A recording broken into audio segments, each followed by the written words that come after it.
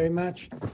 We continue our and begin actually our first session with the BAIBA, and I already apologize for the mistakes in pronunciation that will happen.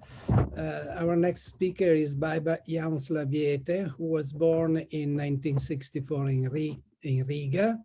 Received her PhD in 1993. She was then researcher and lecturer and associate professor from 2014 at Jēkabpils Latvian Academy of Music. Her special research subjects are aspects of musical analysis, stylistic and historical context related. She has given presentations in a number of musicological published essays related to various stylistic aspects of the 18th and 19th century music. Editor of the collective monograph dedicated to Maya Einfeld, Her Life and Music of 2016. Please, BAIBA will present us the paper by the title Violin Sonatas by Giuseppe Tartini, from the perspective of musical rhetorical figures. Please, BAIBA, thank you. Thank you. So,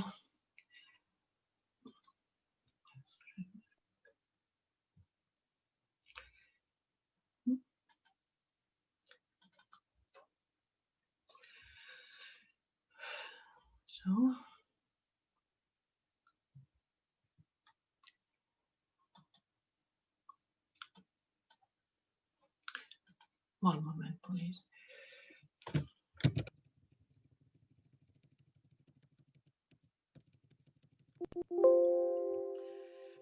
Good morning, dear listeners.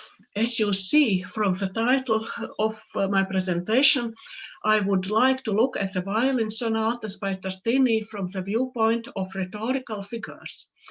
Their concepts were intensely developed during the 18th century, during the lifetime of this composer, and initially they originated more with the idea of helping composers create or interpret music. However, at the same time, these lists of figures could be considered as an important tool for analysis of the music language. Therefore, they also are used enthusiastically by many contemporary scholars in their research on Baroque music. The scholars studying this topic often refer to the so-called Figurenlehre, which was elaborated by the German theorists of the 17th and especially 18th century, and was particularly detailed. However, we know that the German composers of this time were also strongly influenced by Italian music. This is confirmed, for example, by the reverence with which Bach rewrote and arranged Antonio Vivaldi's concertos and many other facts. And therefore, even without special efforts in Italian music, we can find analogues or prototypes for practically all of the figures that got their names in the German Figurenlehre. It also applies in regard to the works by Giuseppe Tartini. The contemporaries have sometimes given them programmatic aliases inspired both by some of his life events and his emotionally affected way of musical expression. And this prompted me to study how the German concepts of the rhetorical figures would be applicable in the analysis of Tartini's violin sonatas, considering the three main questions that you see on the screen. From various sources which describe rhetorical figures, I have used mainly the treatises, Der vollkommene Kapellmeister by Johann Mattheson, as well as the writings by Burmeister, Bernhard Walter, and in some cases also other authors. There are many common features in their explanations of the figures. However, contradictions also could be found. This is one of the reasons why musical rhetoric has not become a terminologically unified theoretical system. Nevertheless, the aim of this presentation is not to go into the contradictions and different understandings, but to take from the offerings of various authors the terms that seem most suitable for the characterization of Tartini's music semantics and his stylistic individuality. For this purpose, the violin sonatas by this composer, available at the Petrucci Music Library, were researched. Of course, among these works were also the famous Trillo del Diavolo and Didone Abbandonata, and the quantity of the researched sonatas was more than 40, although this number is quite relative, because several of the works include the same musical material with small differences, such as transposition in another key and other. Most of the available sonatas were 4 movement cycles that could be perceived as a continuation of the Chiesa tradition, with 2 alternating slow and fast movements and a higher proportion of polyphony in the second movement. The 3 movement cycles are also found, although less common. And regarding the structure of individual movements, I would like to cite the observation of the researcher Pierluigi Petrobelli. He notes that all movements, I quote, with rare exceptions, use the same binary structure, moving to the dominant in the first section and returning to the toning in the second, with each section repeated. It was the quote from the Grove Music Dictionary. And I would like to comment that the rare exceptions are some fugues and variations. Meanwhile, the mentioned binary structures are mostly quite complicated and can in fact be seen as manifestations of early sonata form, similarly used, for example, in the sonatas by Domenico Scarlatti, because they are demarcated first and second subjects in the exposition, and the second subject also appears in the main key in the recapitulation. Therefore, the terminology of the sonata form will be used in my further analysis, because I would like to speak about different rhetorical figures in the first and second subjects in the sonatas by Tartini. And at the beginning, some observations about the slow movements of his sonatas, also mostly the first and the third. 2 main kinds should be mentioned here. First, in many cases, a gentle melodic flow is individualized using a rapidly changing, or so to say, capricious rhythmic figures. Actually, they reflect the Lombard style. Sometimes this term was mentioned by several 18th century writers from other European regions with this favor. So Johann Joachim Quantz in his Versuch einer Anweisung, die Flöte traversiert zu spielen from 1752 criticizes, I will quote the Harvard Dictionary, 2 Lombardic violinists, unnamed but identifiable as Vivaldi and Tartini. Meanwhile, Tartini, in his own treatise on violin playing, describes with sympathy, I quote, gay and lively compositions created according to the current style, which is called Lombardo. The examples influenced by this style in the music by Tartini are the first movements from the sonata in D major, as you see on the screen, and also the sonata in A minor. One of the common characteristics of these themes is a syncope, which in the theory of rhetoric is defined as an omission of a medial letter or a medial syllable. There are several classifications of syncopes in the musical rhetoric that mostly depend on their dissonant or consonant character. And so, in accordance with the classification by Janowka, we can conclude that Tartini, in his first subjects of the slow movements, prefers syncopation with intervening temporary dissonances, creating the effect of spontaneity and unpredictability.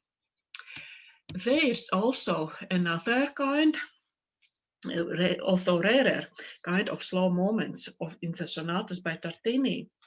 And so the first movement of the only 3 sonatas in G minor are more tended to elegiac, simple and song-like way of expression without the rich ornamentation of the Lombard style. All 3 examples are based on the composer's favorite formula of certain combinations of the 6th, 5th, and 1st degree that has become an essential feature of his melodics, and in all cases it is combined with similar rhetorical figures, namely, first, Horatio or polylogia.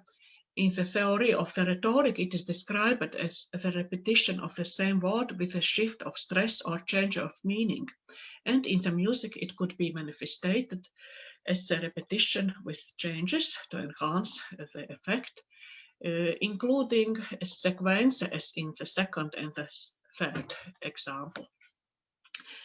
Second figure is a catabasis or a melodic fall corresponding to the elegiac mood. And besides in Didona Abbandonata, also the first example, also the rhetorical figure of suspiratio or sigh is found. It is expressed through pauses that divide the melodic line and could be associated with set breathing. All 3 discussed examples are created in the same key, G minor, therefore we could assume that in this case the use of specific rhetorical figures and the general mood of the music was probably influenced also through Tartini's feeling of certain tonal semantics. Meanwhile, the first subjects of the fast movements frequently include broad and mostly consonant interval leaps, 6th, octave, or even 10th, as in the 4th movement of the sonata in A minor that you see on the screen. But I would like to especially highlight the second subject, namely the new musical material in the dominant key or the parallel major that appears near the end of the exposition. Its interpretation manifests one of the essential individual features of the composer's style, that is opposite to the main dramaturgical tendency of the 18th century sonata form.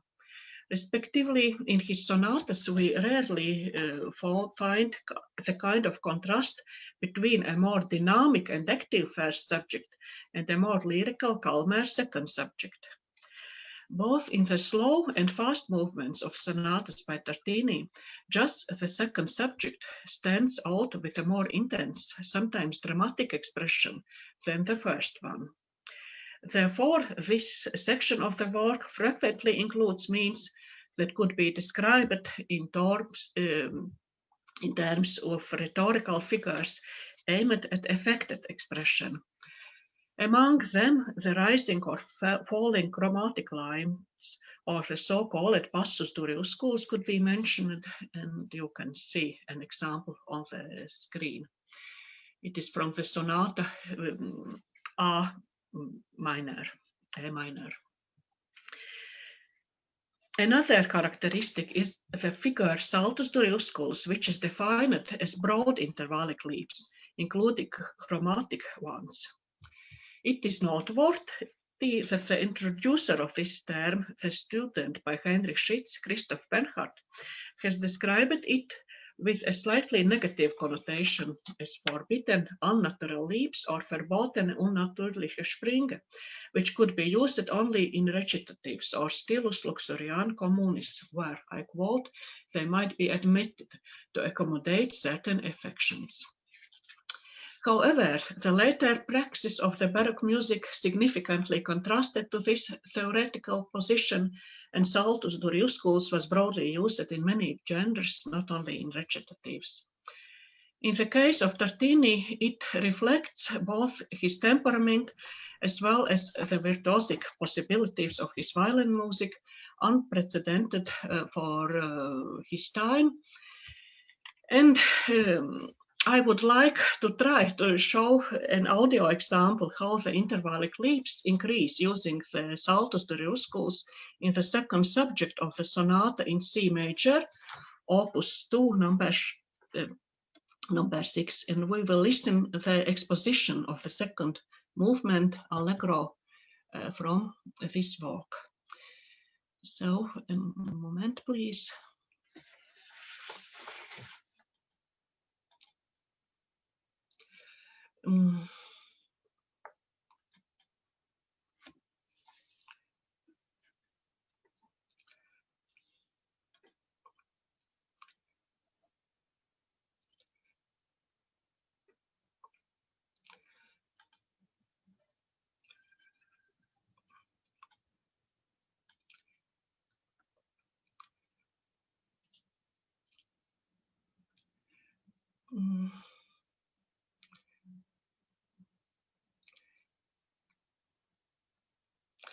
No, I apologize. I have a little problems. I will continue with the presentation, but we can see this exposition on the screen.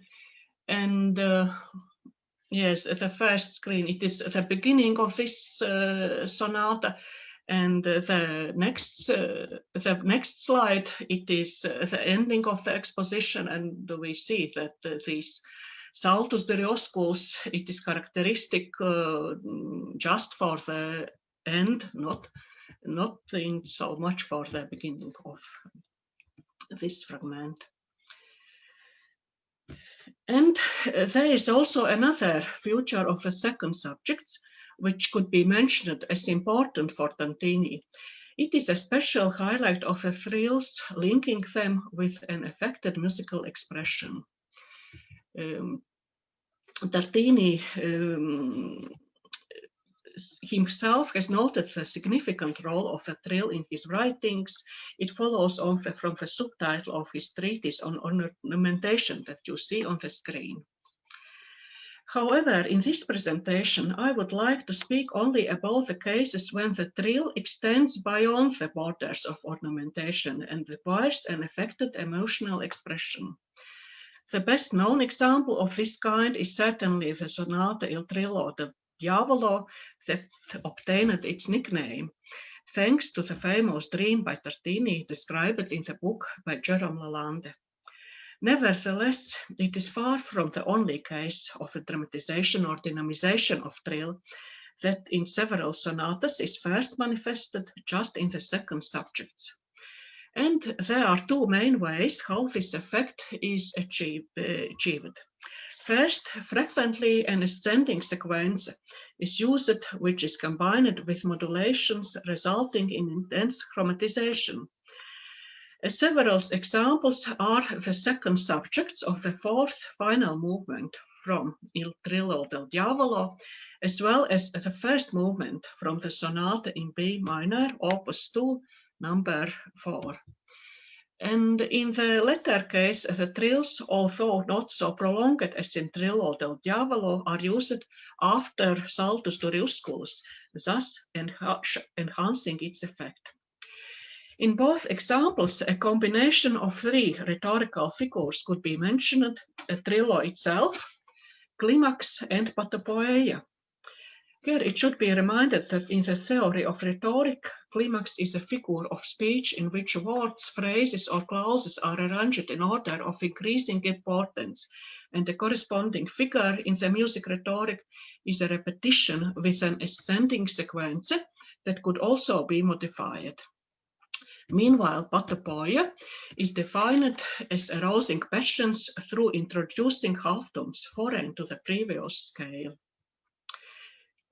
And as a second way of dynamization of the trill, I would like to mention its repetitions on the same pitch that are highlighted with different harmonies. One of the examples could be found in the second fast movement Allegro from the Sonata in A minor. And the repeated pitch with the trill also stresses the dominant of the key of the second subject, C major. Such an interpretation of trill reveals a more dramatic potential, frequently already after the exposition. So, in the final movement of Didone Abbandonata, it could be found in the development where the pitch B flat obtains rapidly changing and mostly tense harmonization. including a major and minor 7th chord and an augmented 6th chord, which is melodically exposed also in the violin part, and therefore causes an effect of saltus duriusculus.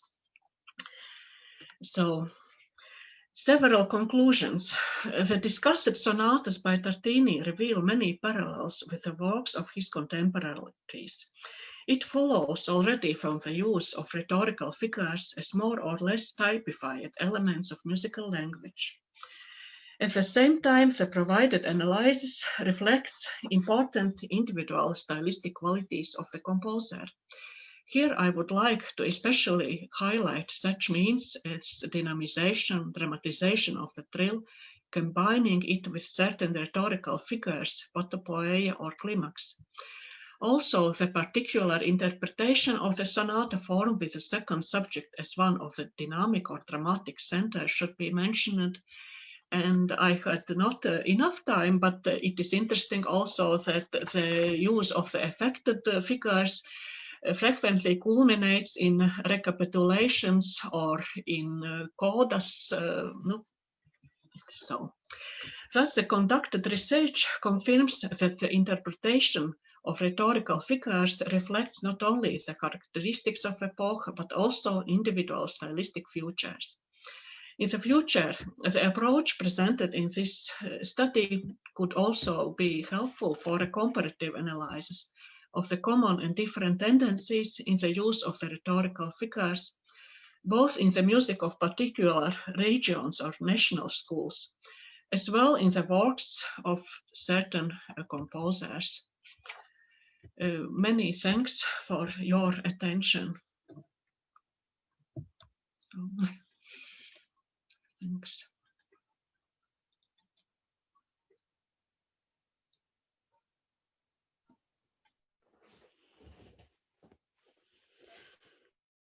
Many thanks for your presentation, which actually opens, to my knowledge, an approach which is well known for other composers, but certainly not in the case of Tartini. And thank you also for sticking to the right time of presentation perfectly.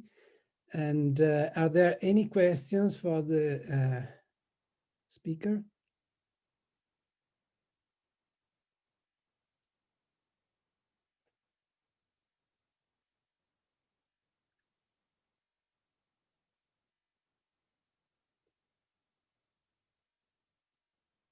I might have a question myself. Of course, you have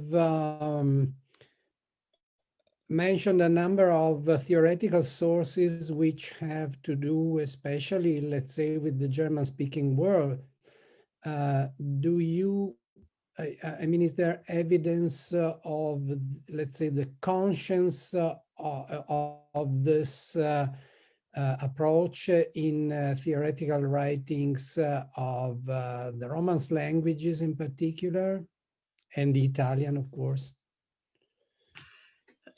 Yes, unfortunately, I cannot read so free in Roman languages, but I must say that contemporary researchers have also, they who write English or German, they also have researched not only the German music from the viewpoint of the musical rhetorical figures, but for example, Karl Dawkhaus has researched Monteverdi, his Seconda Practica, and also has attempted to introduce these terms, and also there are researches on English music, Purcell.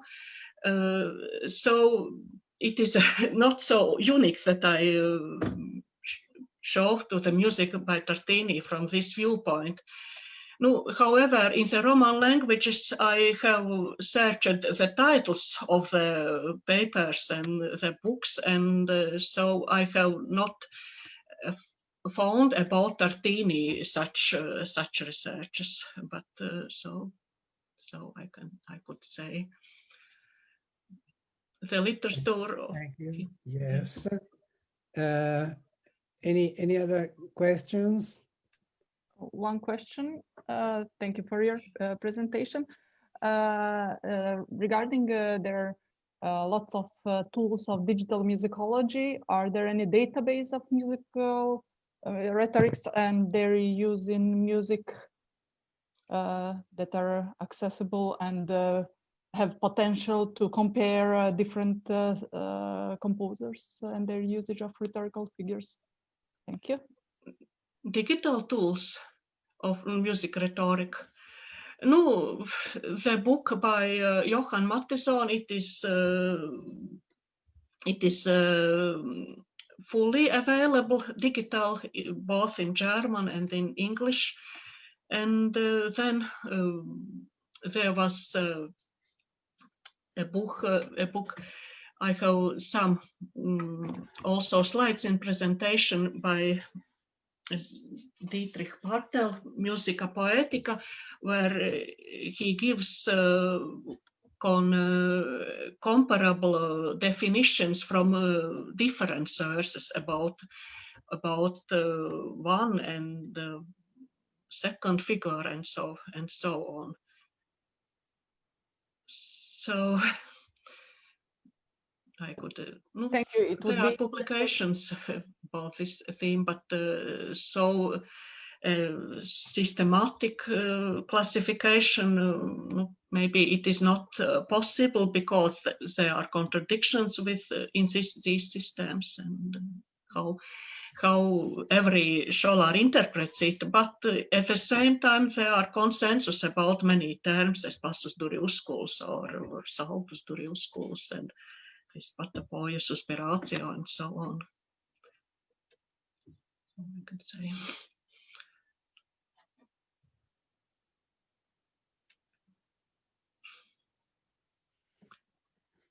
If I may add something, I think that the last question raises, let's say, I wouldn't say a problem, but the fact that we have so much music by Tartini that the idea of accessing to tools for, let's say, semi-automatic analysis is something that could help a lot in, delineating a better grasp on his output as a whole. But of course it is a big problem, but we are on the way, so maybe we'll see something in the not too far future. Okay, thank you very much. And any other questions? If not, I think we may proceed to our next paper. I'm pretty sure to be able to pronounce this name quite easily, Tommaso LUISON, because he was a student of mine for a long period. He's a violinist, and despite a quite important violinistic career, he kept working on musicology and on Tartini. I'm very especially pleased of that. He had earned a violin diploma with the top and marks and honors from the Conservatory in Vicenza. He was a student of Giovanni Guglielmo, who should also be recalled as an important contributor to the knowledge of Tartini. He then specialized, Tommaso LUISON with Domenico Nordio, Ilie Grubert and Enzo Porta, and he performs regularly in as a soloist and in chamber groups. And he is now a stable member of the Fondazione Teatro Comunale di Bologna. His work on his musicological work on Tartini has concerned especially the concertos with enlarged string and winds orchestra. And he had dedicated his attention to performance practice of the 18th century and on problems of musical philology. He participates in the edition of Tartini's works, which I hope we will see the first volumes next year, 2021. So, Tommaso, please present your work on poetic mottos and Giuseppe Tartini's musical language in the autograph 1888 in Padua. Thank you. Good morning to everybody. I thank you, Sergio, and I thanks for the invitation to this conference.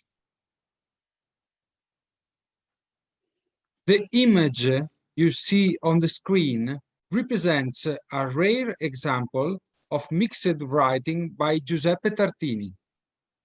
The word senti, listen, in ordinary writing is repeated 2 times and followed by 2 different words in cryptographic form, this one and this one. The correct interpretation is senti lo fonte, senti lo mare. Hear the spring, hear the sea. This brief poetical motto is found on page 72 of the famous manuscript 1888, a collection of autograph sonatas held in the archive of St. Anthony Basilica in Padova. Tartini places this motto before the last movement, Allegro assai, of the sonata number 22. It is the only example of a motto in mixed writing in this manuscript. The autograph manuscript 1888 is one of the most famous and well-studied sources of Tartini's work. It contains 36 numbered violin sonatas, 26 numbered violin sonatas, 5 unnumbered ones, for a total of 31 violin sonatas. It also contains single movements, alternative movements, and some parts of movements which have been deleted by the author. The collection was composed till the 60s and perhaps to the last years of Tartini's life. The sonatas are for unaccompanied violin or violin and bass.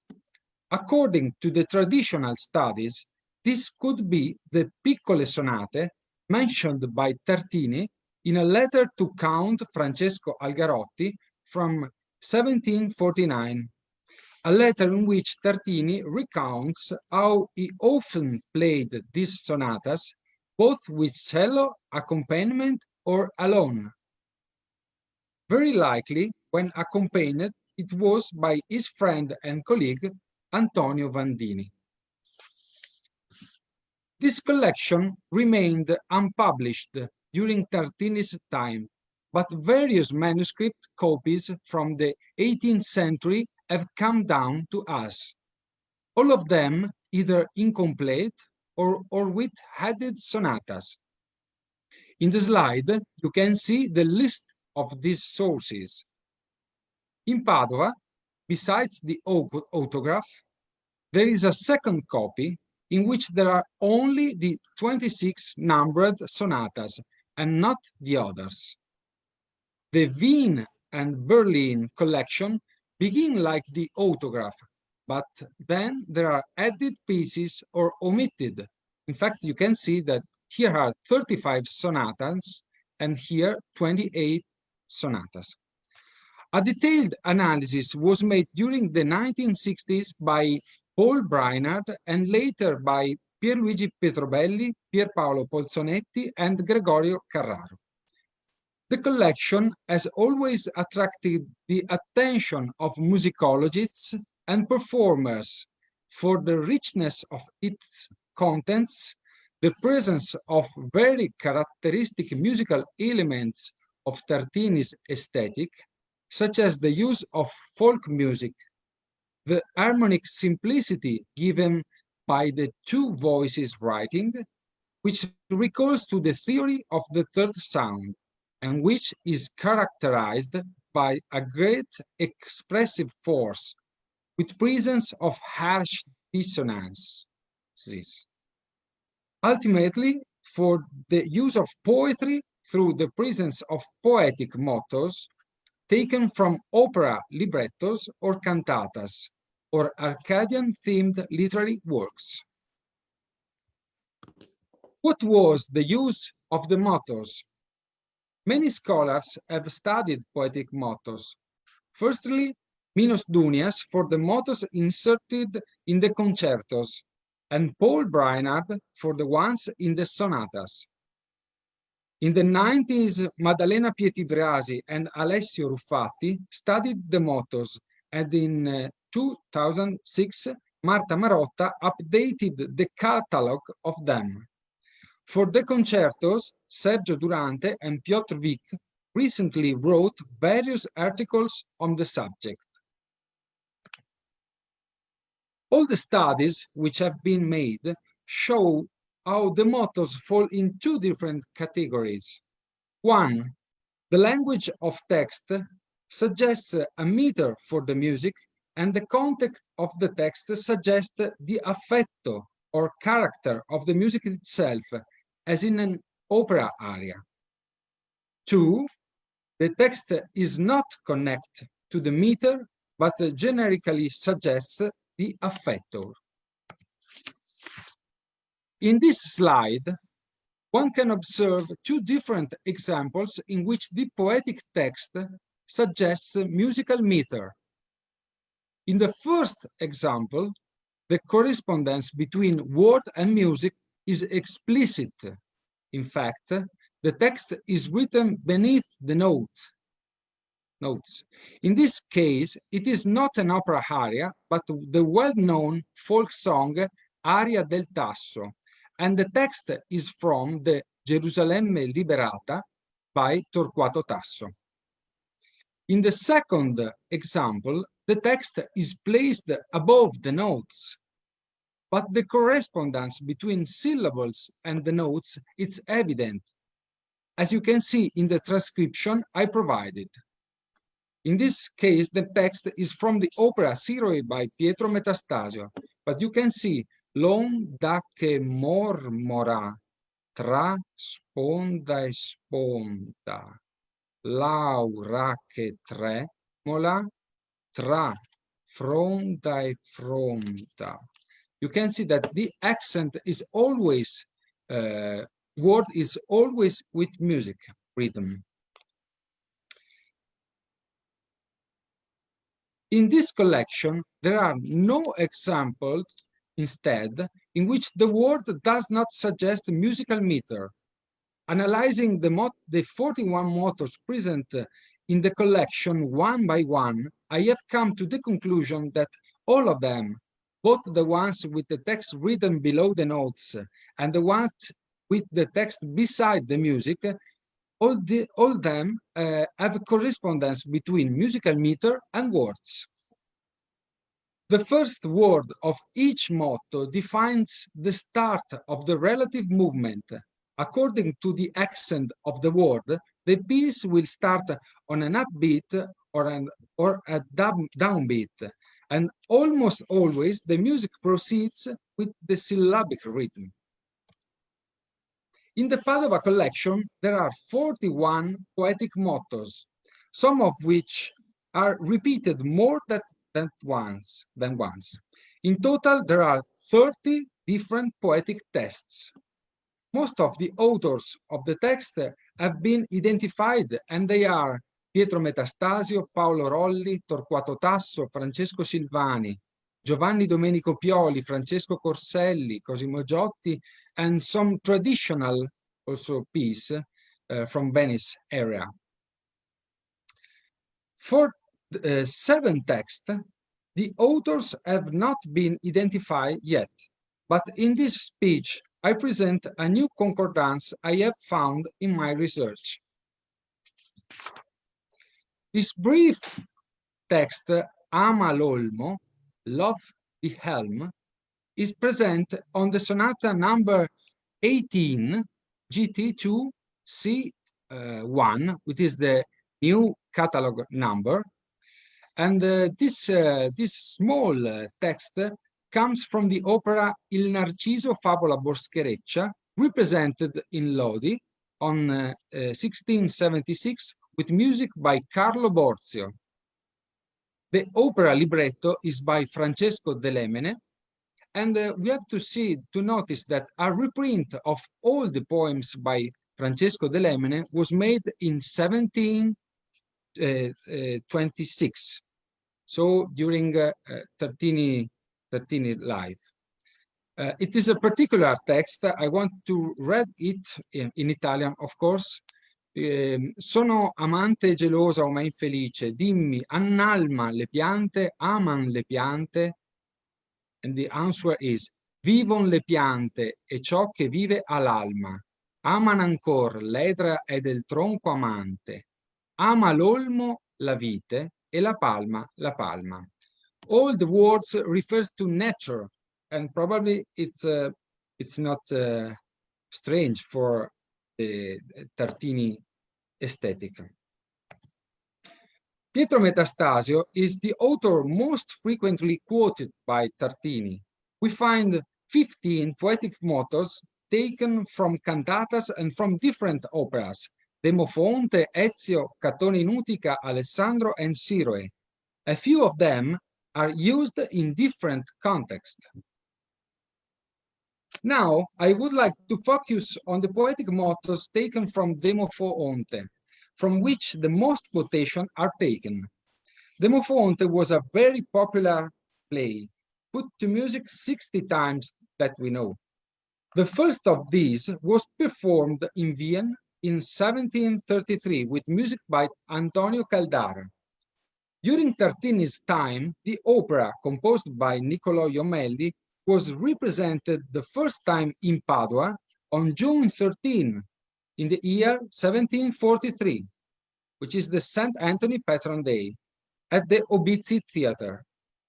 Then in 1758, at the Teatro Nuovo in Padova, Baldassarre Galuppi's version of Demofonte was performed again.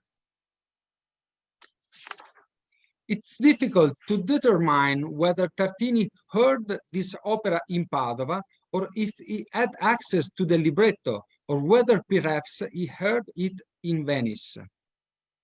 There are 5 different mottos from Demofonte, and 2 of them were used several times. These mottos are to be found mainly on added movements in the empty spaces of the manuscript, as you can see in the slide. This is a sonata, and this is an empty space in which the author put these new movements, and then sometimes he cancelled it. The sonatas to which they are referred are principally the number 23 and the number 26. For these reasons, we are led to believe that Tartini used these mottos in the later part of the collection. In other words, in the last years of his production for this collection. It is more likely that it would have been inspired by the performance of 1758 in Padua rather than in 1743 version. But anyway, here is a synthesis table of Demofonte mottos. The same mottos from Demofonte that we find on the sonatas are present also in 2 of Tartini's violin concertos. The D12, and here is the new catalog number, and the D83, and there's the new catalog number. Also in these cases, we can see that the words provide the rhythm and the meter of the music. The concertos are from the second period of Tartini's production, according to Minos Dunia's subdivision, and so referred to the same period in which the sonatas were composed. You can see that for some of these mottos, we have more versions in the same collection of sonatas.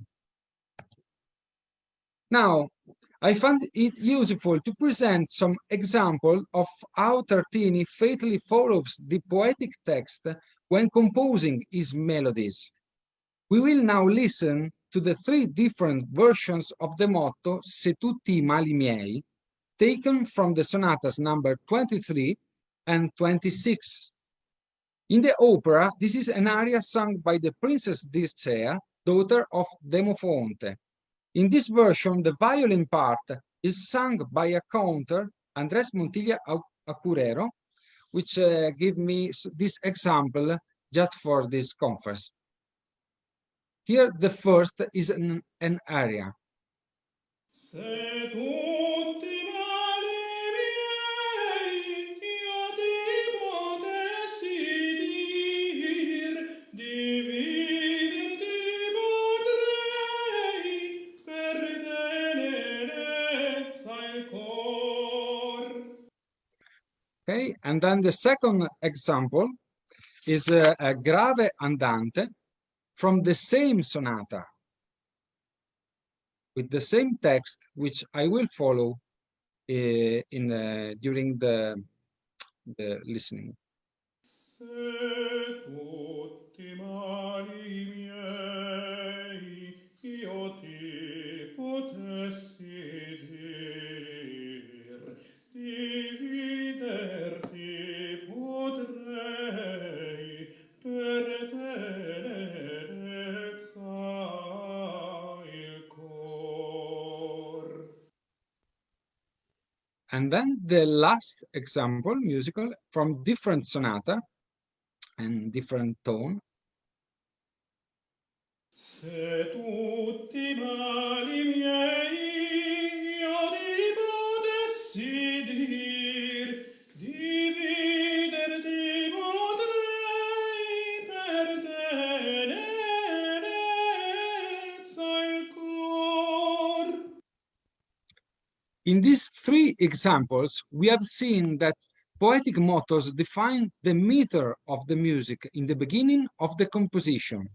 But if we consider Metastasio's complete text, we can see that in some cases the music continues to follow the rhythm of the subsequent unwritten words. Oh, sorry. Sorry. Oh, okay. I have to change. Okay, no. Sorry. Take a look at the third example.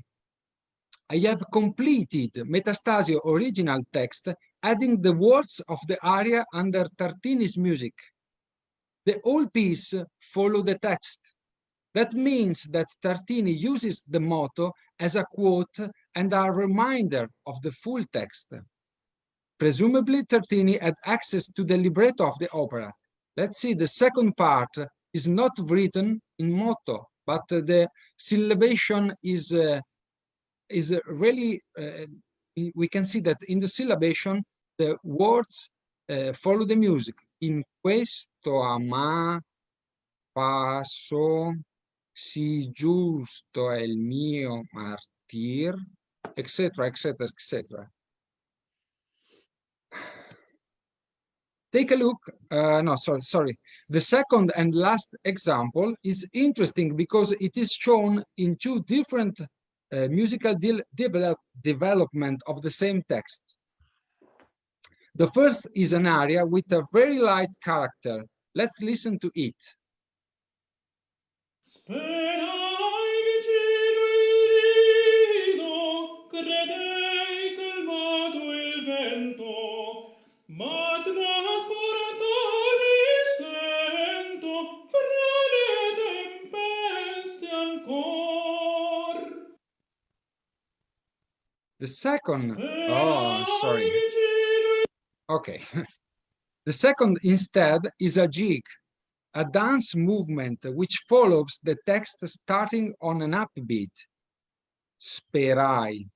There is a second level of reading which connected the musical form to the poetic motto. The piece, which we hear performed by violin, by me at violin, begins in G major and strangely for the times convention ends in G minor, with a key change in the last bars.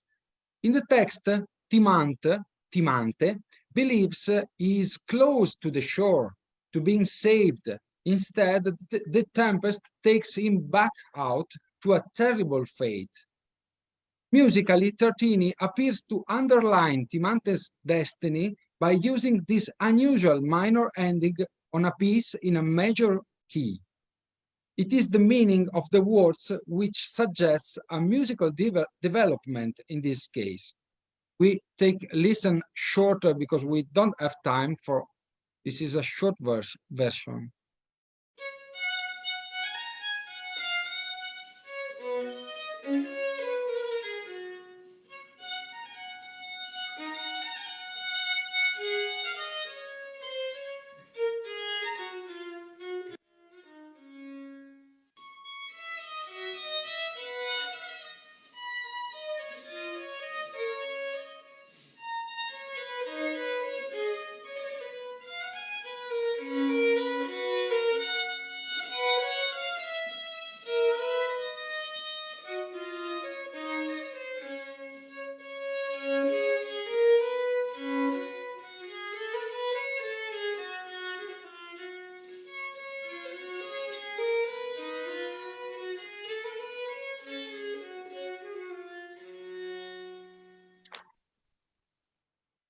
Okay, and I go to the, oh, sorry.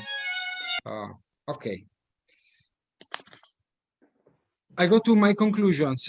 Tartini always refused to write opera, but in fact, he created some authentic areas in his violin sonatas. Every time we come across a motto, we should take to account the meter even before thinking the affetto. A second level of interaction between text and music is possible on a level of meaning of the words, which suggest a musical development. A new concordance on the motto Amalolmo has been found. The studies which have been conducted on the manuscript 1888 will need to be extended and completed with studies on the other sonatas. And the cryptography. An open question remains the enigma of the cryptographic writing, which occurs 5 times in this collection of sonatas. No author was found for any of the cryptograph mottos. In the other 3 copies of the collection, so the second copy in Padova, and then the copies in Wien and in Berlin, the cryptographic mottos are never present. And the case of mixed writing, which I have presented to you at the beginning of my speech, was managed like this by the copyist in the second Padua copy. Take a look.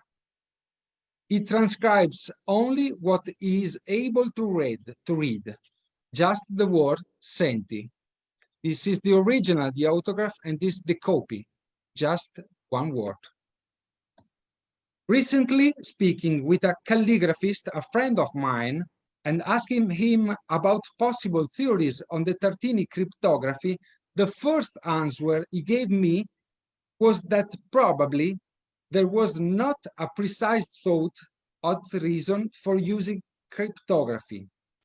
It may have been an instinctive gesture, like a bow stroke. Thank you.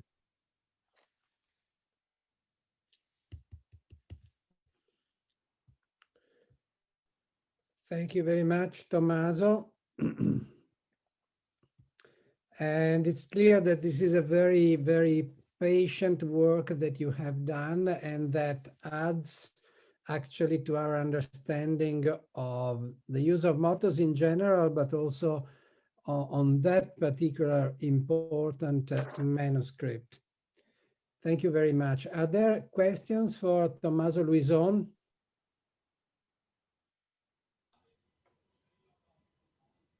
May I please ask a Please, question? Bella Brover, yeah, Lubowski. Thank you very much for a really brilliant paper. I really enjoyed it. Can you please return to the musical example from the G minor jig? Yes. Thank you.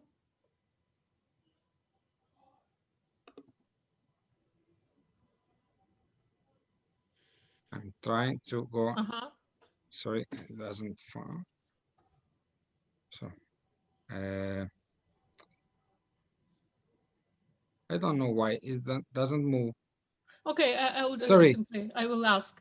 You were playing the ending of the second part of the Yes, G. yes. Yeah, but in the first part there is the similar ending in D minor that repeats then as rhyming, you know, in the Yes. second part. So is there any interrelationships between the tempesta affetto in the text of the aria and this D minor episode? So you know, sorry, I'm trying to take the test, but anyway, okay, here Yeah. you can see. Yes, yes, I see. You can see. Okay, okay. So in the no, I'm sorry, it's not possible. You asked me about the first part of the sonata. Yes, in the first part it's similar because Tartini make the same movement of the parts and it's in D minor. The hands of the first part, and for the same movement at the end he finish in the G minor, but we have to see it's I have to see one thing for clearly, because the final note it is without the third. That's where very it is very common in Tartini not to use the third in the final note. So it's for one who can listen to the music, there is it's not clear, not completely a minor tone, because we have the remember of the music before, and in our here it's ambiguous. It's not, but it's not so frequent in Tartini and in the music to have this this final. I've played many times the Tartini sonatas, and this case is very particular. Yes. I have to say that this particular jig is connected to the first sonata of the manuscript, but really it's not put together with the first. In the catalog, also Paul Breinard and now also Guido Viverit in the new catalog, they put together with the first sonata this movement, but it's some of alternative movements, because we have the first sonatas, and then at page 25, I think, or something like that, there is two movements apart that Tartini link with the first sonata with something written, but it's not really clear if is a isolated movement, and that's why I have always think that this movement is something particular. Also, because for this kind of use of the tonality in major and minor. But the motto is written near the jig or at the beginning of the sonata? No, near the jig. Near Always the motto is to the movement, to the single movement.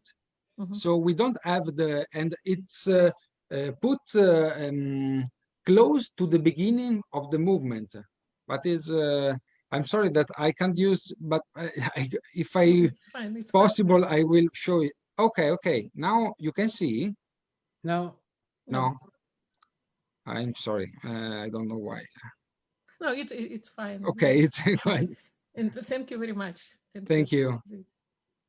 So, Tommaso, let me ask for a minor clarification. I think I have understood you, but the you're saying that the minor is reached in the few bars before the very end, but that the final chord doesn't have the mediant. Is that what you said? Yes. Okay. The final, you can see, Sergio, now the image. Yeah, yeah. in the final, you can see the last note is just G and G. The minor idea starts here. Yeah, okay. And then go away, because here we have the G dur. And then again, the minor ambient is here, but not really in the last note.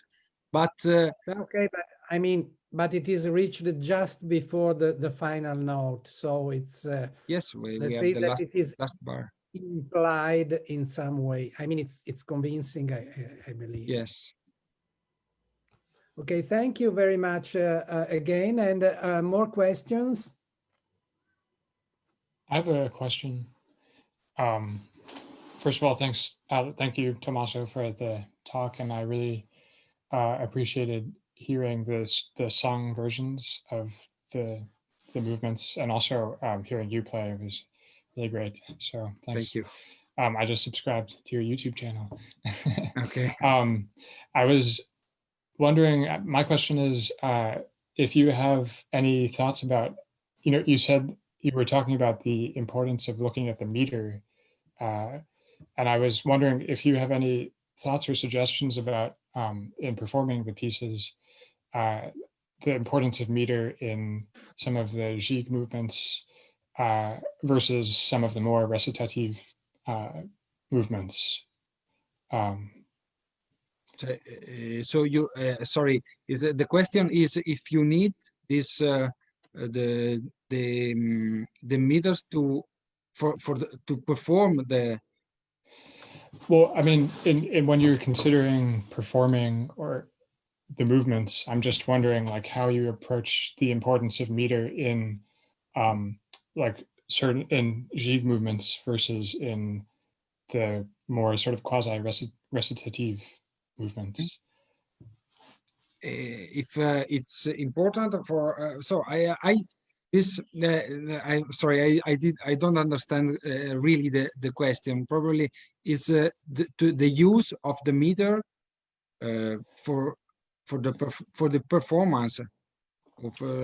I don't know if I should intervene here between the two of you, but the way I understand Kier's question is whether there is a substantial difference between a fast movement like a gigue and the more of, let's say, Kier said, a quasi-recitative. Okay. More, you know what I mean? I think if I get you right, Kier. Mm-hmm. Okay, thank you, Sergio. Well, I have to say that in the mottos I have studied for this manuscript, more than a recitative is they are similar to aria.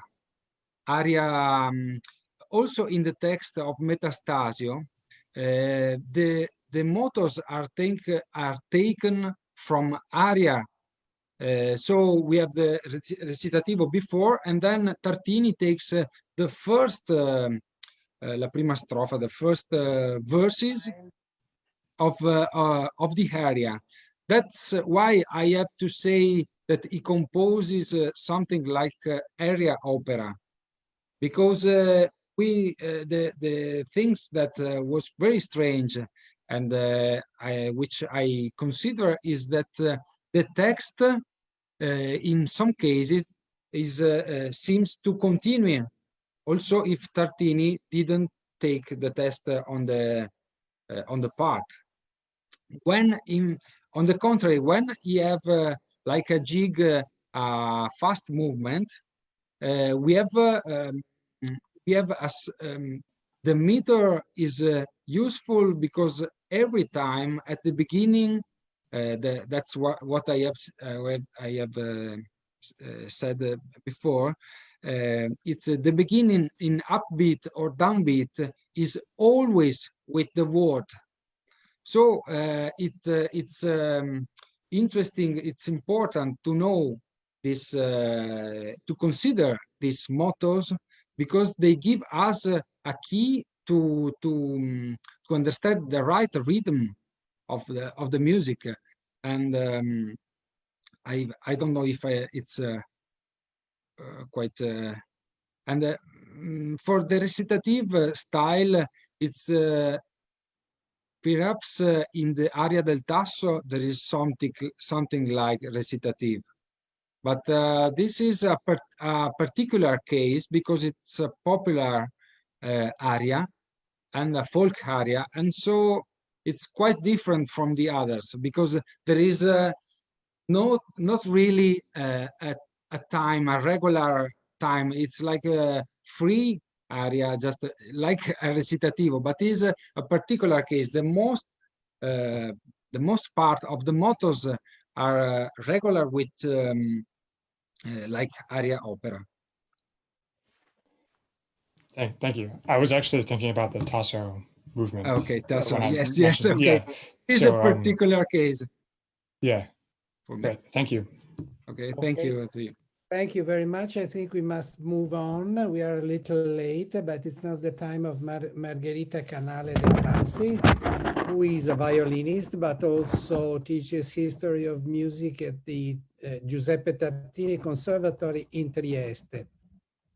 She has graduated not only in violin, but in musicology as well. And she went on doctoral studies, preparing a thematic catalog of all the concertos, not only the violin concertos of Giuseppe Tartini, which was then the basis, let's say the conceptual basis for the new online catalog. She is a specialist of music of the 17th and 18th century, although I like to mention that she also published Paganini. She has prepared editions of previously unpublished music, and she's a member of the editorial committee of the new edition of Tartini's works, and holds the role of scientific advisor expert in the European Union project Italy and Slovenia, the Tartini, which lasted from 2014 into 2020. So Margherita, it's nice to see you today again, and you are presenting a paper by the title, The Orchestral Accompaniments of Giuseppe Tartini's Concertos for Violin and Orchestra, and the Third Tone Theory, Hypotheses for an Analysis. Please.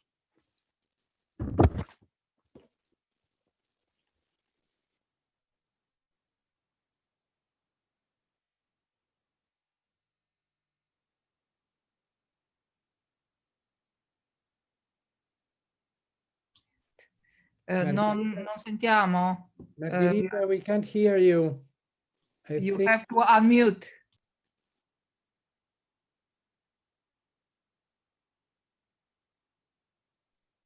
Margherita, if you can hear Excuse me, here I am. There you go. We can hear you now. Yes. Good morning and thank you for this conference. Yes. Giuseppe Tartini carried out an extensive activity as treatiser and musical theorist, and devoted himself to the study of elements related to harmony and physical acoustic fundaments of sound. Besides in his correspondence and manuscript documents, his research can also be found in two treatises published in Padua, namely the Trattato secondo la vera scienza dell'armonia and the De Principi dell'armonia musicale contenuta nel diatonico genere. According to his treatise De Principi, Tartini discovered the terzo suono, the third tone, in 1714. Also, in an autograph manuscript, which has recently been purchased by the Conservatorium of Trieste, and which appears to be a draft of the treaty, he seems to state that the discovery was made in 1613. In this slide, we can see a comparison of the printed text of the De Principi and the autograph manuscript purchased by the Conservatorium. The terzo suono, or third tone, is of crucial importance for Tartini, and he discusses it in each of his theoretical papers. We have a large number of autograph documents which have not yet been analyzed in detail. The documents kept in the section of Piran of the Regional Archive of Capodistria are of particular relevance. This is where he developed his ideas about the theories which led him to consider the third tone as a fundament for the rules of musical harmony. The slide shows us the first page of the autograph manuscript kept in Piran, which addresses the third tone theory. I want to overlook the question of harmony, mathematics, and physical acoustics, which persisted throughout the 18th century and was present in most of Tartini's scientific thoughts and opened up debates, exchange of letters, and contacts with theorists, scientists, and renowned mathematicians of his time. Instead, I would like to offer a few ideas for an alternative reading of the third tone, especially the way it is implemented in Tartini's musical writing, and its function within orchestral accompaniments for concerts for violins and orchestra. What is the third tone?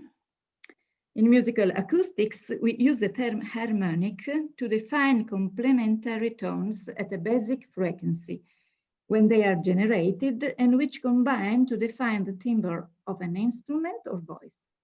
Harmonic tones naturally follow the laws of natural frequencies and do not fit into our system of equal temperaments. Tartini too started off by studying the vibrations of the strings and their frequencies.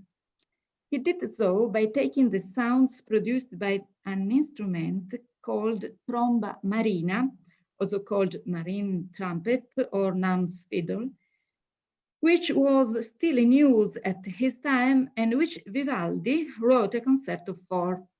In the slide, we can see an autograph manuscript in which Tartini discusses these elements. And in the next slide, I put two examples of tromba marina. One is taken from the Syntagma Musicum by Pretorius, and the other from the Gabinetto Armonico by Buonanni. Let's go back to the third tone.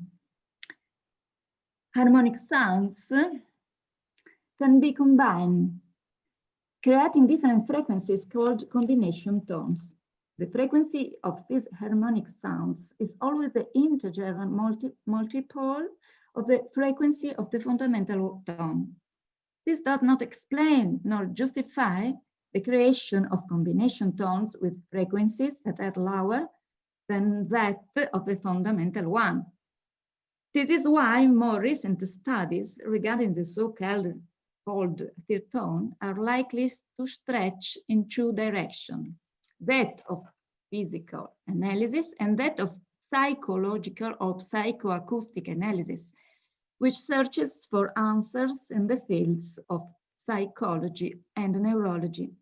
In the slide, the slide portrays the spectrum of a big chord produced by a violin, where we can perceive the third tone, which is the difference between the fundamental frequencies, according to recent studies published by two researchers of the University of Pisa, Bini and Lamy.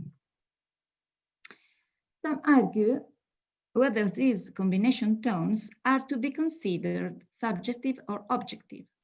According to Tartini, it is of objective nature. In the Trattato, I quote, he writes, it is physically certain that when two simultaneous sounds are played loudly and in a prolonged way, a third simultaneous tone can be heard, different from the two given sounds. The very formation of the orchestral texture of Tartini's concertos relies on the perception of similar combination tones. What we want to focus on in our study is the implementation of the third tone theory to the rules of tonal harmony and its use in musical accompaniments. Here we can see a C major scale, black notes, and the chord of the degrees of the scale. Tartini indicates the third tone in the lower staff as the results of the B chords of the upper white notes, which coincides with the harmonic bass, according to the explanation he gives below the image. Harmonic fundamental bass, basso armonico fondamentale, harmonic fundamental bass, which unites the harmonic parts resonating in the third tone. In the next slide, we can see a page of the De Principi dissertation, which is the autograph manuscript we have just analyzed. On one side, I have added an explanation regarding the scale and the degrees resulting from the chords. Tartini addressed the matter from the first page of his first pages of his treatise. In relation to musical composition or performance, the third tones may act like a harmonic bass. Tartini used Cs in some of his solo violin works, notably the Piccole Sonate. Such compositions need no accompaniment, as Tartini noted in the famous letter to Count Algarotti. The small sonatas of mine, which have been sent to you, are notated with the best part for the sake of convention, per ceremonia, in Italian. I play them without the bass, and this is my true intention. In the Trattato, Tartini explains that the third tone will be demonstratively the harmonic bass of the given intervals, and to introduce any other bass would be a parallelism. Tartini's exploration of the third tone was not merely aimed at ensuring the benefit of favorable acoustic effect in compositions. He proved that the use of third tone would allow for a better understanding of the theory of music, just as it would lead to greater proficiency in violin playing. When I play my violin on 2 strings, I can physically meet the form of the interval. The third tone, which must result, is its physical sign and proof. I thus have for myself and for my students the benefit of reliable intonation. This is the Trattato. Let's see some musical examples, which I think will further clarify the effects the implementation of these principles has on Tartini music. Amongst the autograph music scores that are kept in the musical archive of the Cappella Antoniana of Padua is the music sheet score of a concert for violin and orchestra in A major. After the first movement, Allegro assai, on page 4, we find a second movement, Larghetto. The piece is written for 4 parts, violino concertante or principale, first violin, second violin, and alto viola. But as this slide shows, the top part of the music sheet is cut.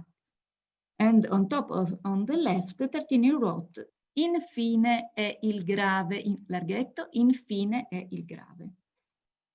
One would expect for there to be a change of movement, a new piece with a different melody. Instead, in the second image, we can see the final grave.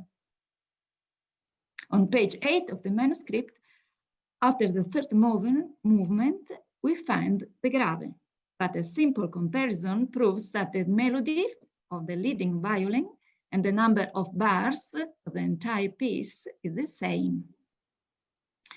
Why did he write a movement that was the same as before? We immediately noticed that it was written for 3 parts, only 3 parts. violin concertante, primo violino principale, first violin and second violin. The part for the alto viola is missing, and the more detailed analysis shows that the texture of the accompaniment is lighter and more essential. It is structured with an open harmony. It has numerous empty chords, and the harmony is mainly expressed in the higher pitched parts. Why is a piece cut and then rewritten in almost the exact way?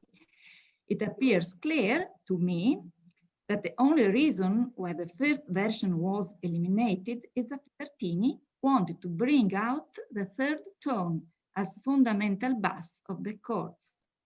He wanted it to be heard, not written. Also, the agogic indication from larghetto to grave seems to have the purpose of slowing down the movement with the precise intention of enabling the perception of the third tone. We can now listen to the beginning of his piece, whose harmony is particularly expressive, performed by Federico Guglielmo with l'arte dell'arco.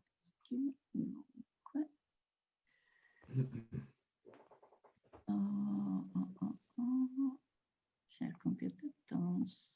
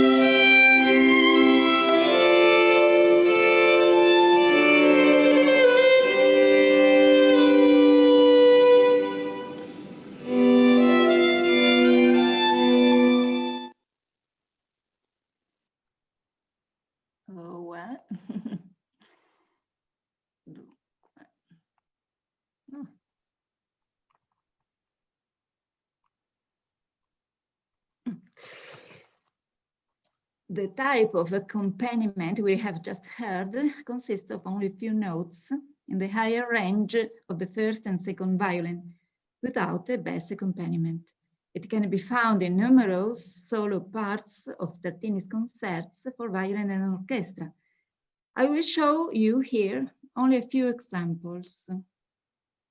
This slide shows a score by Giulio Meneghini, who was a student of Tartini and his successor at the Orchestra of the Cappella Antoniana. Today, this music score is at the library of the Conservatorium of Paris in Bibliothèque Nationale de France. This is the concerto in D major, and we can clearly see the accompaniment to the solo parts, which are performed solely by the first and second violin. Do you see the first tutti and then the solo with only violin, first and second violin. Furthermore, in the second image, we notice that when the accompaniment of the solo part calls for a bass, in this accompaniment we have violin concertante principale, first violin, alto viola, and bass. And Meneghini makes it clear in the title of the piece by writing con violoncello obbligato. Con violoncello obbligato. The bass with violoncello is obbligato. This opens the path for the theory that the use of a layer accompaniment, we have other examples, accompaniment, only performed by the first and second violin, had become normal during Tartini's last years as a composer, and later became common practice in Padua during the performances of Tartini's repertoire in the late 18th century. I believe this theory to be backed up through further analysis of other manuscripts by Tartini, in particular of the drafts of his compositions. Tartini often went back to his drafts later on to make erasures and cancellations. During my work on Tartini's concerts, I assumed that due to the particular writing and ink, this kind of sheets could be considered an earlier, older version of the final draft. The presence of a bass in the accompaniment of the soloist appears to confirm, here the bass, to confirm the hypothesis. Here we can see the solo part after some cancellations, featuring an accompaniment of two violins and bass. Conclusions. Is it possible to consider the use of lyre accompaniments with only first and second violin for the purpose of the third tone as an element to date the manuscripts? The open harmony of the chords using these accompaniments with many empty fifth chord and a transparent texture aimed at bringing out the third tone in the form of harmonic bass calls for an extremely fine natural intonation, which can only be achieved by using string instruments. It would be impossible to obtain with instruments like organ or cembalo. I therefore strongly support the elimination of the use of the cembalo as fundamental bass in Tartini's concertos for violin. With regards to this matter, I can declare that the clavicembalo was not included in the lists of the orchestra of the Cappella Antoniana.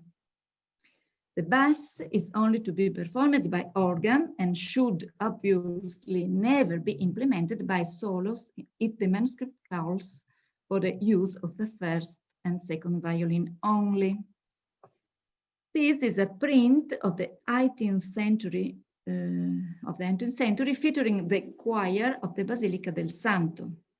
This is where the players were seated above the presbytery with the 4 Nachini organs, 1, 2, 3, 4, which unfortunately have been ruined at the pillars of the choir. Thank you very much.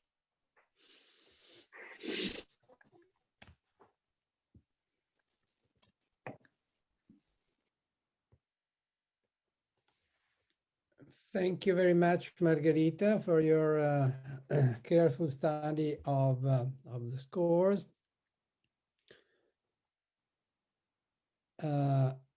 Questions?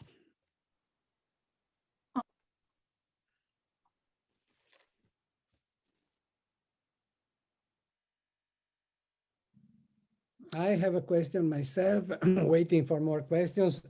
Margherita, in general, these sections are performed with one violin for each part of the first and second.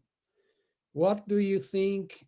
I know we don't have any firm evidence, but what do you think as a violinist as to the possibility of performing with the doubled or even tripled instruments for each part? It depends also by acoustic of the space of the, I think. But the natural intonation to obtain the third tone is very difficult for more instruments together. I think.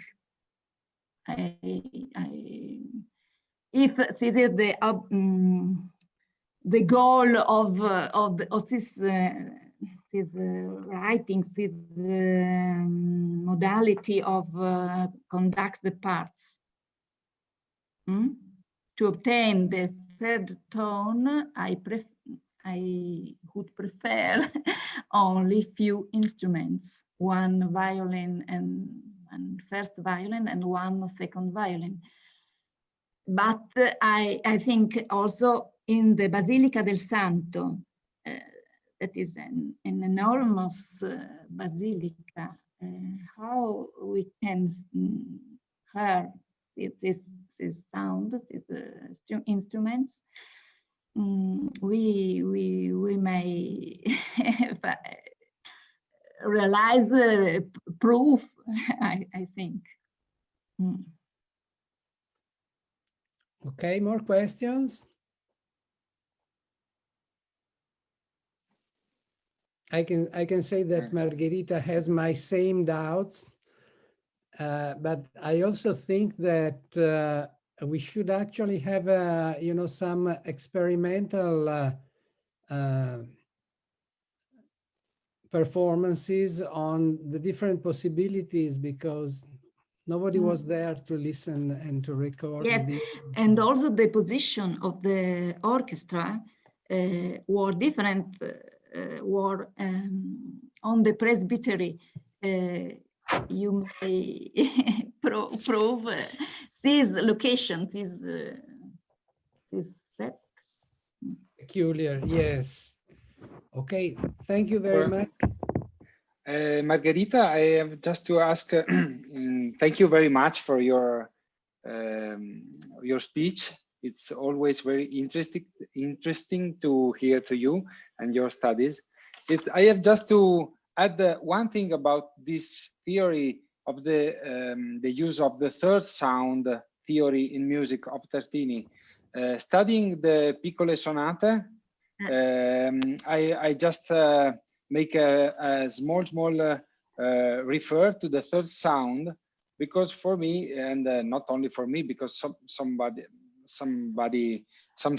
studies had focus on it, but not so much, that this use of two parts, it's or the double step violin when it remains alone, can sometimes can be related to the third sound, to the production of the third sound. It's difficult to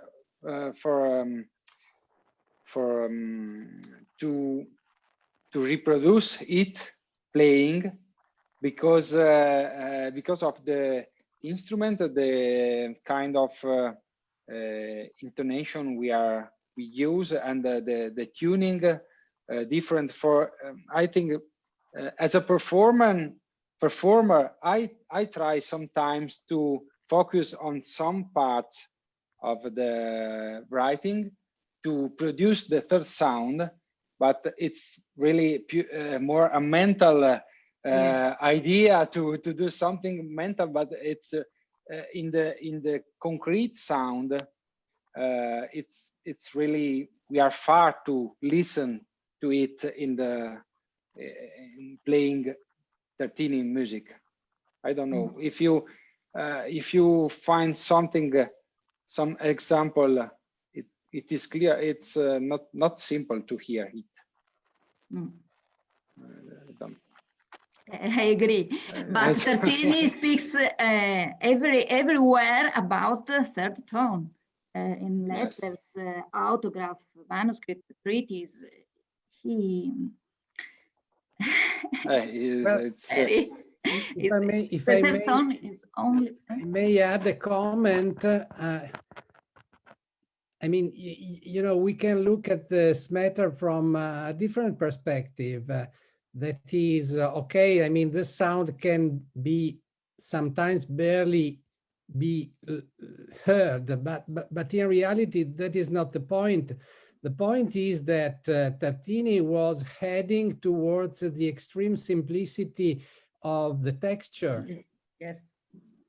And this was also justified theoretically, but what he was interested in was the thin texture And after all, if we look at that from the point of view of a virtuoso, the thin texture was the maximum exposure of the soloist, which makes sense from his point of view.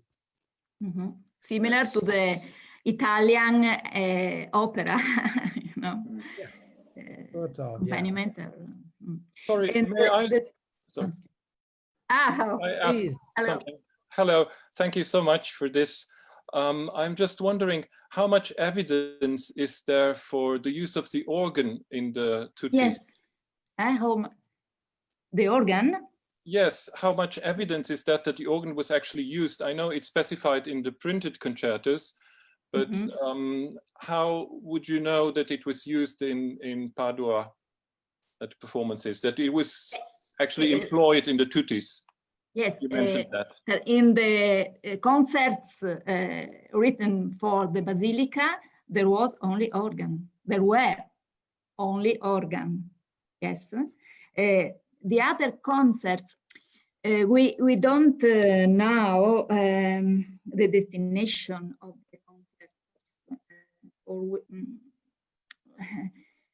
This is a difficult studies to now what is the destination for the single concert, single. Also the publication of concerts are not defined the use. But yes. Yes, of course. Sorry if I didn't put this clearly enough. I'm wondering if the organ was employed at all in the performances in Padua. I mean, I agree that it's really difficult to establish this for any chosen piece, and this would be very much necessary. But how much evidence is there that, you know, in these concertos the organ did play? I mean, it could, you know, the concertos can be performed by strings only. There are many dynamic markings, and I'm just wondering, I know that there is very little material, you know, like parts where an organ. We have the orchestral parts of the cappella in the archive, and also we are, for example, Barney. He says that in the Basilica del Santo, Vallotti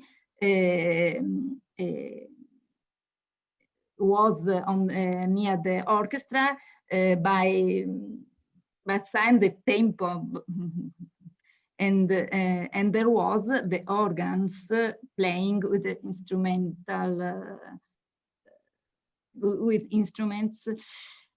But we don't know which pieces were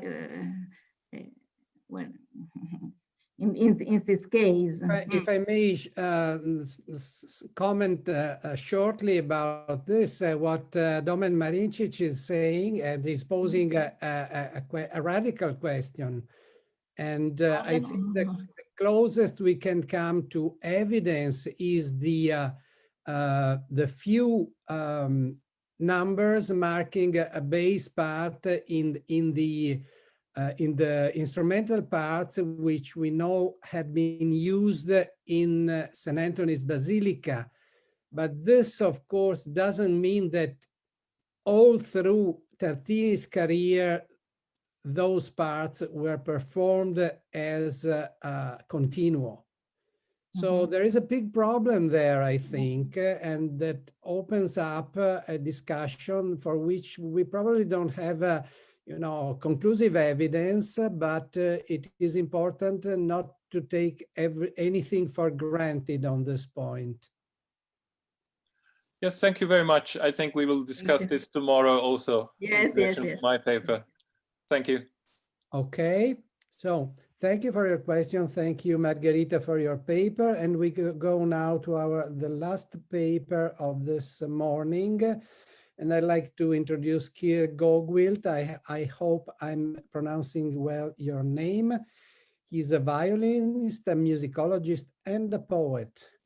As a violinist, he has been described as a formidable performer, noted for his evocative sound, finger-busting virtuosity, etc. He has soloed with many groups, including the Orchestra of St. Luke's, the Chinese National Symphony, the Orchestra Filarmonica de Santiago, Bordeaux International Music Festival, and a number of other important groups. He's a founding member of the American Modern Opera Company. He works closely with composers, including Matthew Aucoin, Celeste Oram, and Carolyn Chen, choreographers. So he has a very rich musical activity. He has been featured as an artist at festivals, including Illuminato, Rockport Chamber Music, Spoleto, which is in fact in Italy, as he specifies. And his current research shows how methods of musical instrument instruction have shaped the idealist musical aesthetics, usually attributed to 19th century theorists and composers. So I welcome him today for his paper, The Instrumental Vernacular, Migrating Tastes and Techniques in Tartini's Piccole Sonate and Craigie Hill. Please, Kier Gogwilt. Thank you very much, Sergio, for that introduction. And also, I wanted to thank everybody else who's spoken today. I feel very indebted to a lot of the research that many of you have put forward, and I'm learning a lot. And I just wanted to preface the talk by saying, by just kind of noting that, for better or worse, the knowledge base that I'm drawing from is very different, maybe a little more scattered than a lot of the scholars presenting today. But I hope that I'm sure that people will have very productive questions and feedback, which I look forward to. So in the 1740s, Giuseppe Tartini's music turned away from his earlier compositional styles, which emphasized polyphonic textures and instrumental virtuosity. Tartini's miniature and often unaccompanied movements from his Piccole Sonate offer an example of this creative turn, which Paul Brainerd describes as embodying a, quote, homophonic, harmonically simplified, metrically regular, and melodically singable style, end quote. Brainerd outlines Tartini's pared down style of violin writing, which moved away from technical and formal complexity and towards dance and song forms in binary structure. So in this paper, I argue that Tartini's late style accompanied violin works gesture towards an overlooked practice of instrumental music. I call this the instrumental vernacular, and I argue that it provides a counter-narrative to familiar histories of instrumental music. I will first outline the instrumental vernacular as a practice somewhere between an aesthetic framework and an empirical study. Following this, I note the ways in which a critical engagement with Tartini's theories of taste, ornamentation, and folk music inform my creative adaptation of the traditional Irish tune Craigie Hill, co-composed with Celeste Oram. While this was a personal endeavor, it also serves as an example of the inseparability of historicism and experimentalism, both in Tartini's work and my own. In reflecting upon Craigie Hill, I demonstrate again that the instrumental vernacular lies somewhere between an aesthetic stance and a scientific approach to cultural knowledge. So the familiar history of late 18th and 19th century instrumental music is often narrated as a contest between absolute music and its large-scale forms, and virtuosic music, which grew out of extemporized bravura instrumental practices to create enduring musical works and etudes. examining a movement from Tartini's Piccole Sonate, I will argue that one defining feature of the instrumental vernacular is that it listens to and learns from folk music on its terms.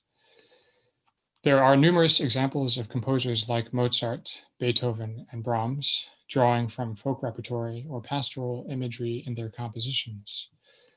There are also examples of pedagogues, including Francesco Geminiani, Pierre Baillot, and Joseph Joachim, who used folk music as a means for merging national identity with classical discipline.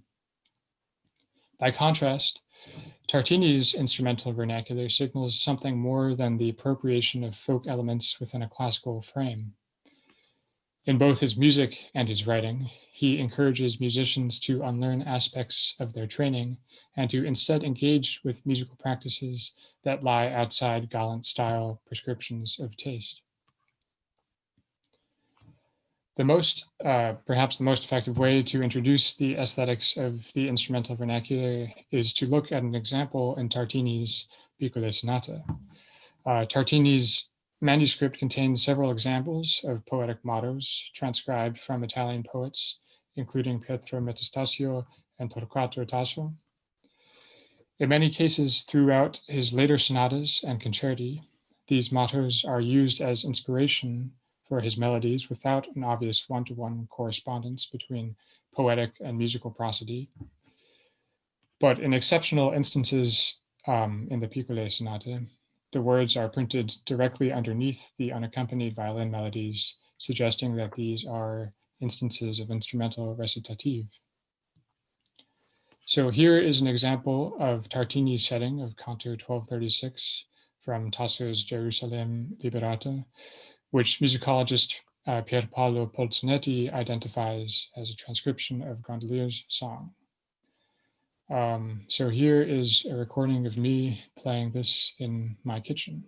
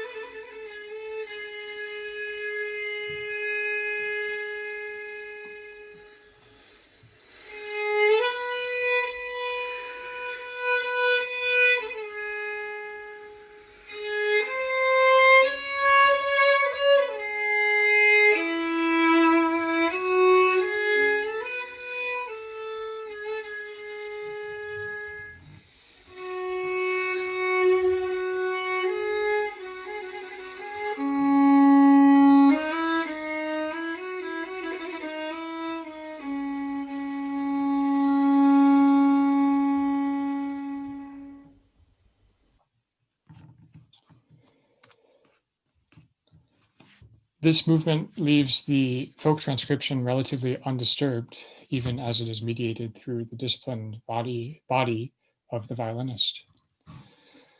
Polzonetti describes Tartini's study of folk music as pulled between the universality of nature and the cultural specificity of art.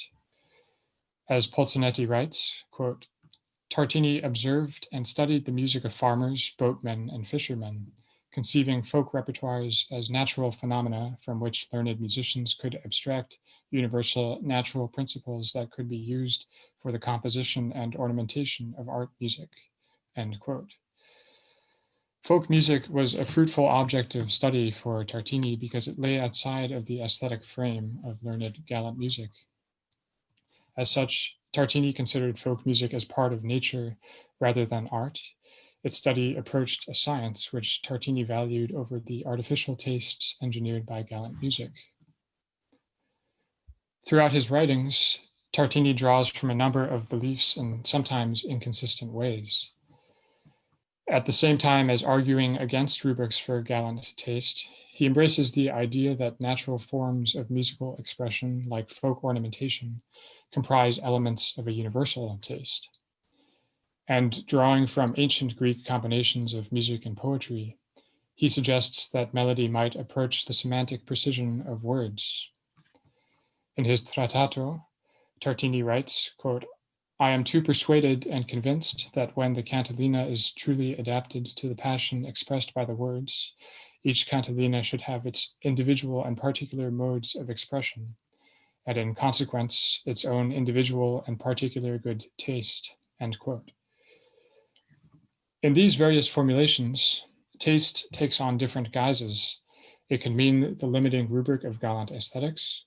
It can mark supposedly self-evident features of natural expression, or it can attend to the particular correspondences between passions, words, and melodies. Clearly, some of these exceptional movements from the Piccole Sonata explore the practical realization of Tartini's theories.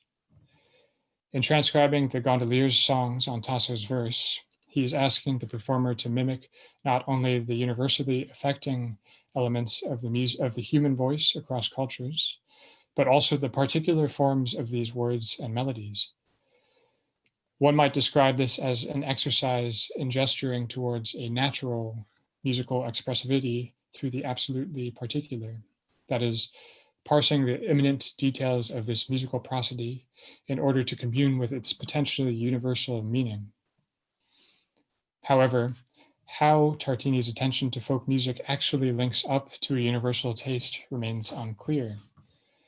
And despite his aspirations, whether or not his integration of folk and art music was successful remains a matter of taste and not the universal kind. What is clear is that Tartini was critical of teleological high-low distinctions between learned and folk music.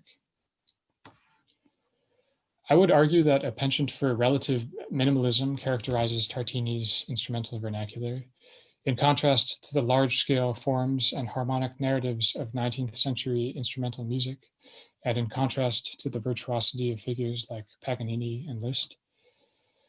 In asking the violinist to play these relatively unadorned folk transcriptions, he's also asking the musician to reconsider received wisdom about the supremacy of learned tastes and techniques. Allowing these unaccompanied melodies to just be, and allowing the violin to exhibit its relative lack of phonic articulation, asks both the violinist and the listener to perform more imaginative labor in intuiting the music's meaning.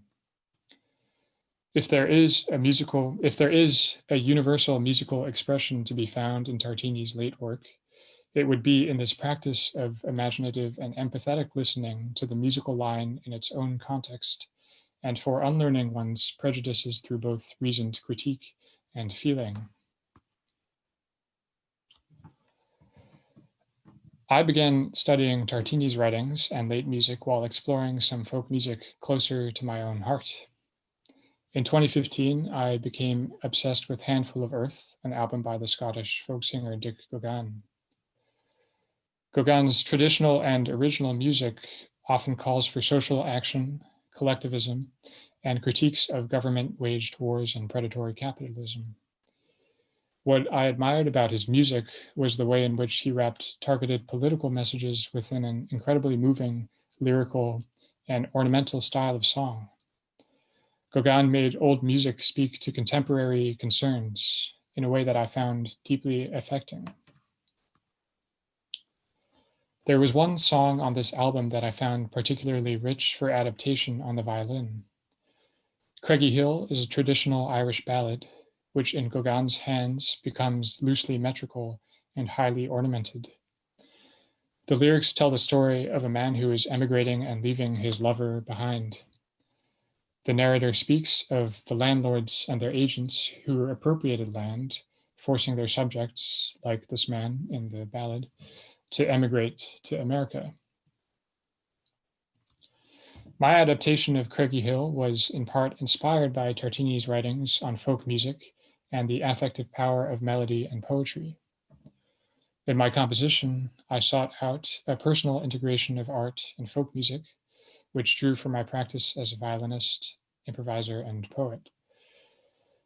My adaptation of the song came in several stages. First, I began by playing the melodies over and over again, transcribing each of Gauguin's ornamental turns. Eventually, I had transcribed the lyrics into 5 stanzas in starling form. Starling form is a poetry form invented by my father, Chris Gogold, primarily as a means of transcribing verse and ideas onto a matrix of 27 word spaces. The matrix creates semi-reversible modes of poetic recitation with combinatorial possibilities for play between meter and rhythm. So I'm going to share an image of one of these. And basically, I generally read them kind of from the top right, moving along the columns, which creates sort of different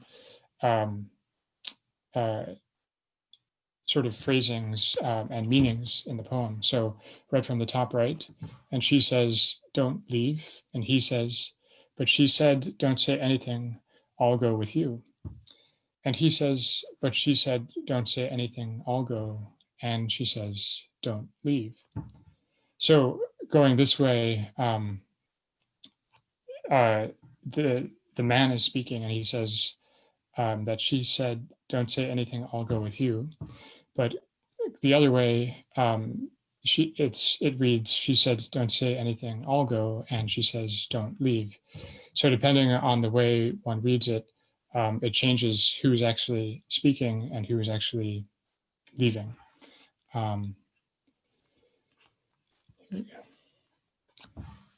So the first and fifth stanzas present the narrator's reflections on the scene and setting, whereas stanzas 2 through 4 replay the lover's dialogue. Putting the lyrics into starling form helped me to create discrete, contained structures, allowing for loosely rhythmic recitations between the violin recitative. I enlisted the help of composer Celeste Oram, who wrote sparsely counterpointed versions of the folk melody between verses 2, 3, and 5. I wrote the interludes before verses 1 and 4, and after the 5th verse, I play the melody alone as transcribed from Gauguin's recording. Here is a short excerpt.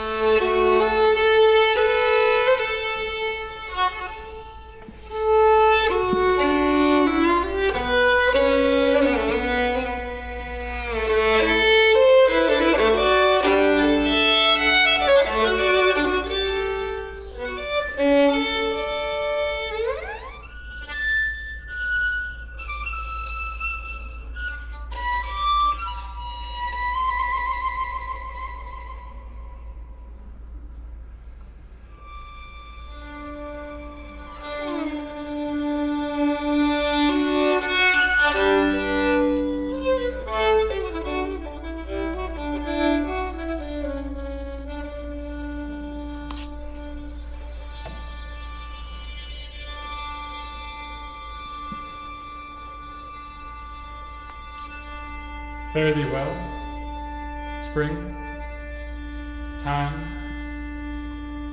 and the thrushes, and the warbling, and violets.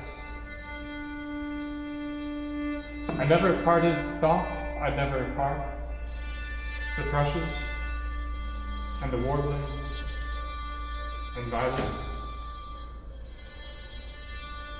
Fare thee well, spring, time,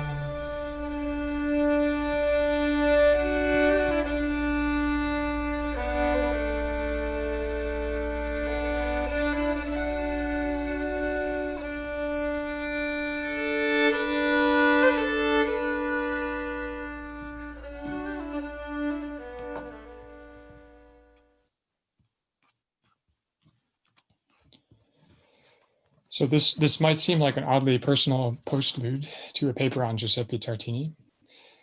However, I think that it is a fitting expression of the instrumental vernacular, which I see Tartini attending to in his theoretical writings and his Piccole Sonata.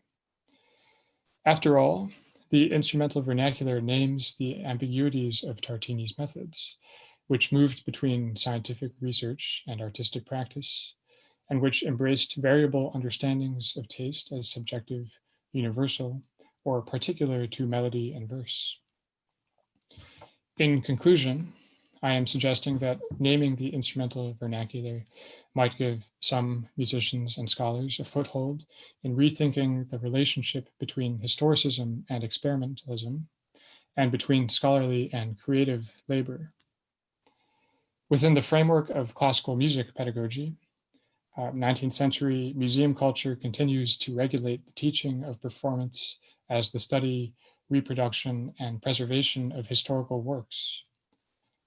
And while experimentalism has promised the production of new knowledge in contexts of higher education and research, it is also most often associated with art music of the avant-garde, or with combined expertise in performance and critical theory. By studying the interplay between practical and theoretical knowledge in Tartini's work, I illustrate one example of a performer who was also a researcher producing and contesting scientific knowledge. And by showing the ways in which I experiment with historical tastes and techniques in Craigie Hill, I challenge presentist biases about what properly constitutes either scientific knowledge or an authoritative artistic statement. What I seek to name with the instrumental vernacular is a musical and thought practice which is devoted to imaginative and open listening, and which involves both rational study and empathetic expressions. Thank you. Thanks for listening.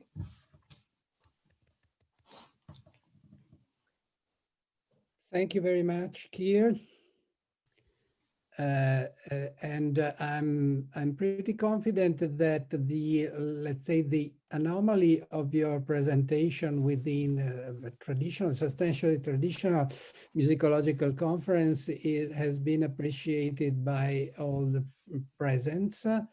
And I think you made very interesting points, and not by chance in this same conference, Tommaso LUISON is a protagonist of linking his, let's say, more traditional violin and music and classical music upbringing with experiences in concerts in which he joins his work with a modern perspective, contemporary perspective on Tartini. So I'm glad that you had to meet, even if not directly, but through the web. You might have something to exchange.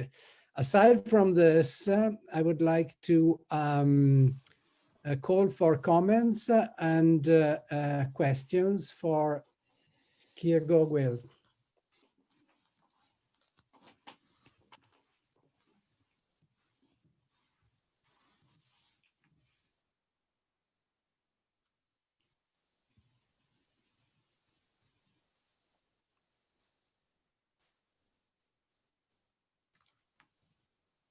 So, no questions.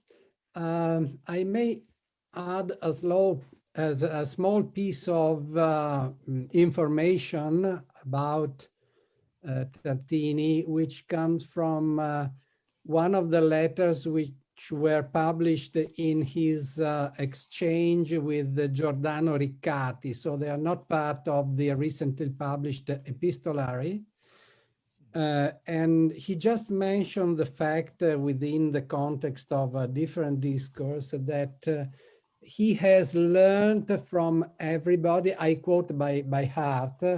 He says, "I have learned from everybody, and even the blind violin players in Venice have given me something to learn from." So this is a direct witness to the fact that, in fact, this interaction was more than a theory. It was an actual human experience. Mm-hmm. I think congratulations, Kay, for your interesting and particular speech. I have to add with about the popular style, the popular music in the folk music. Not really the folk music, the folk style of playing violin. It's in the Trattato in the Regole per ben suonare of Tartini, which is the base, the manuscript base for the treatise of the embellishment. It tells that the modi naturali, natural modes, it's a collection a collection of folk. It told really I can't remember I can't translate now in English. I'm sorry, but it collect a catalog of embellishment from the ones who doesn't know music. So he tell in these rules to play violin, just that is his idea to collect these modi naturali from players who doesn't know the theory of music. And so there is another link to what Sergio Durante just say about the popular violin in Venice, and but in the regole per ben suonare, there's a direct indication from Tartini that he's the first who started to collect these modi naturali, and he hoped that somebody other continues his opus to collect, not to lose this way of playing violin, and to embellish, to make fioritura and embellishment to the music with this popular style, folk style. So it's this is interesting to play for playing his music, I think. And for knowing his character is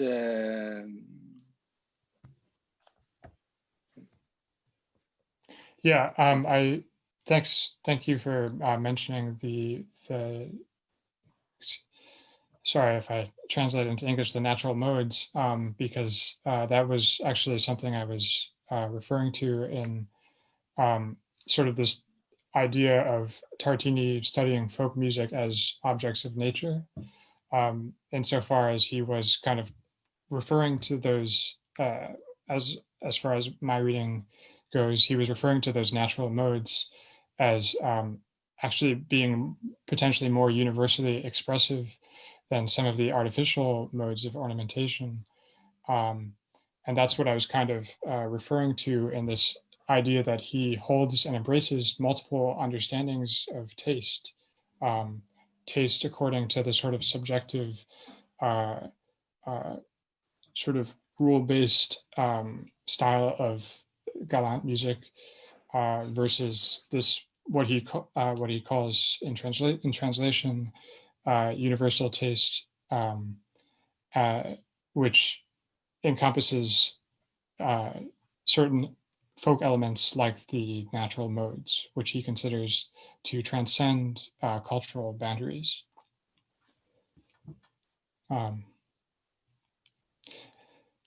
So. Okay, thank you very much. Again, questions